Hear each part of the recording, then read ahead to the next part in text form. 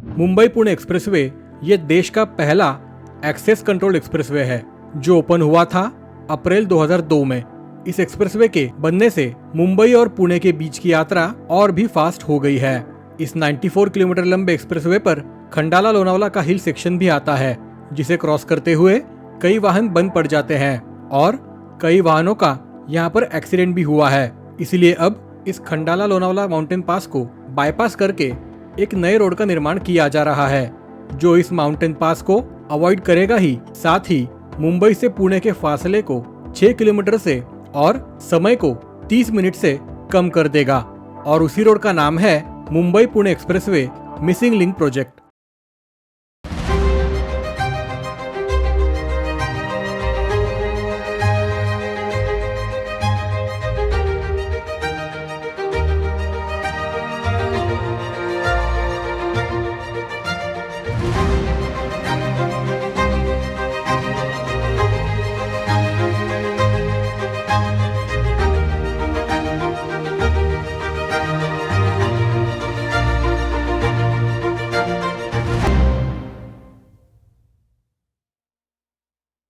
Mumbai Pune expressway missing link project का काम अब लगभग 90 से 95% पूरा हुआ है और हम इस प्रोजेक्ट को 3 से 4 महीने की गैप से कवर करते आ रहे हैं। आज हम देखेंगे इसी प्रोजेक्ट का अगस्त 2025 का अपडेट। लेकिन वीडियो में आगे बढ़ने से पहले अगर आप चैनल पर नए हैं और आपने चैनल को अब तक सब्सक्राइब नहीं किया है तो प्लीज चैनल को सब्सक्राइब जरूर करें।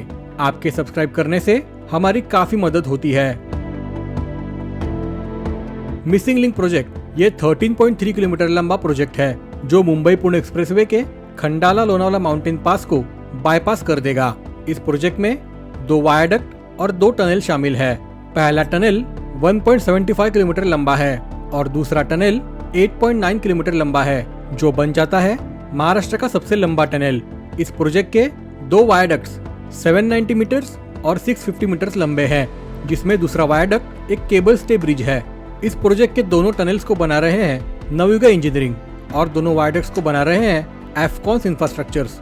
ये प्रोजेक्ट एक इंजीनियरिंग मार्वल है। इस प्रोजेक्ट का वायडक्ट 2 यानी केबल स्टे ब्रिज तो इस पूरे खंडाला घाटी के बीच से गुजरता है। बारिश के मौसम में तो यहाँ के नज़ारे काफी सुंदर बन जाते हैं।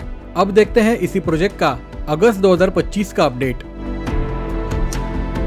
इस प्रोजेक्ट पर 95% तक काम पूरा हुआ है और अब काम सिर्फ दूसरे वायाडक्ट यानी केबल स्टे ब्रिज पर ही बचा है। यह है वायाडक्ट 1, जहां पर अभी सभी काम पूरे हुए हैं। इस वायाडक्ट 1 से इस प्रोजेक्ट की शुरुआत हो रही है और इस प्रोजेक्ट के खुलने पर यहां से ट्रैफिक मूवमेंट कुछ इस तरह से होगा।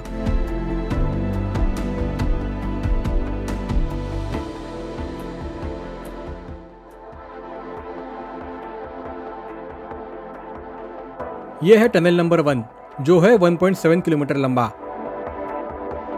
इस टनल के समाप्त होते ही शुरू होता है वायडक्ट नंबर 2। ये एक केबल स्टे ब्रिज होने वाला है, जिसकी लंबाई है 650 मीटर्स। इस वायडक्ट के रोड का निर्माण जमीन से 100 मीटर ऊपर किया गया है।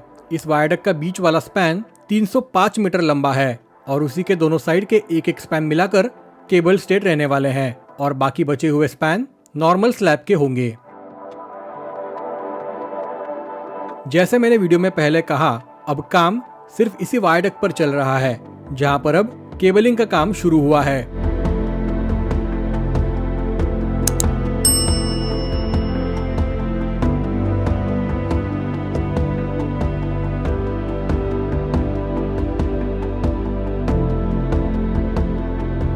इस वायडक्ट के मुंबई एंड पर अब डेक स्लैब तक काम पूरा हुआ है। इस बात में कोई संदेह नहीं कि ऐसे टफ टेरेन में कंस्ट्रक्शन एक्टिविटी करना कितना चैलेंजिंग होता होगा और इस प्रोजेक्ट पर वर्कर्स भी दिन रात काम में लगे हुए हैं। इसीलिए हम उन सभी इंजीनियर्स को और वर्कर्स को सैल्यूट करते हैं। उनकी मेहनत का ये नतीजा है कि हम ऐसे आइकॉनिक इंफ्रा प्रोजेक्ट्स देख रहे हैं।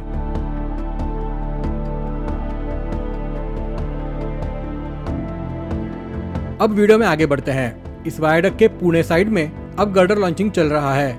यहाँ से टनल नंबर 2 की शुरुआत होती है, जो 8.9 किलोमीटर लंबा है और यह टनल लोनावला लेक के नीचे से आगे बढ़ता है। मौजूदा समय में समृद्धि महामार्ग पर बना इगतपुरी टनल ये महाराष्ट्र का सबसे लंबा टनल है, लेकिन इस मिसिंग लिंक के ओपन होते ही ये बन जाएगा महाराष्ट्र का सबसे लंबा टनल।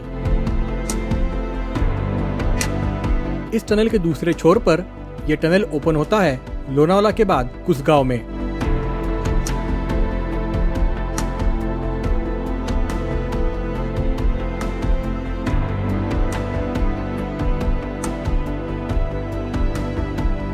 और यहाँ पर अब इस ओवरपास का डेक स्लैब का काम पूरा हुआ है और अब दोनों साइड पर अप्रोच रोड का निर्माण बाकी है।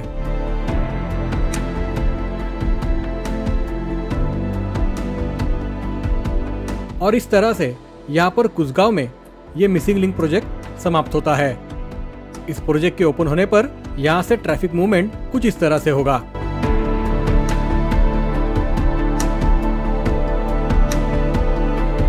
मिसिंग लिंक प्रोजेक्ट ये महाराष्ट्र के सबसे आइकॉनिक प्रोजेक्ट में से एक है। इसके साथ ये एक चैलेंजिंग प्रोजेक्ट भी है, जहाँ पर नेचर हमेशा सबसे बड़ा चैलेंज है। मानसून के सीजन में तो यहाँ पर काफी ज्यादा बारिश होती है और ये पूरा इलाका कोहरे से भर जाता है, लेकिन इस कड़े मौसम में भी वर्कर्स यहाँ इतनी हाइट पर काम कर रहे हैं, इसीलिए उनको एक सैल्यूट तो बनता है। इस प्रोजेक्ट पर अब काम सिर्फ वायडक्ट 2 पर ही बचा है और जिसे पूरा होने में और समय तो लगेगा ही। मेरी राय में ये प्रोजेक्ट अगले साल यानी 2026 के मई या जून तक ओपन हो सकता है। आपको इसमें क्या लगता है? कमेंट करके जरूर शेयर करें। ये वीडियो अगर इन्फॉर्मेटिव लगे तो इसे लाइक करें, शेयर करें और हमारे चैनल को सब्सक्राइब करना न भूलें। अगले वीडियो में हम मिलेंगे एक और नए प्रोजेक्ट अपडेट के साथ। वीडियो पूरा देखने के लिए आपका धन्यवाद। जय हिंद, जय महाराष्ट्र।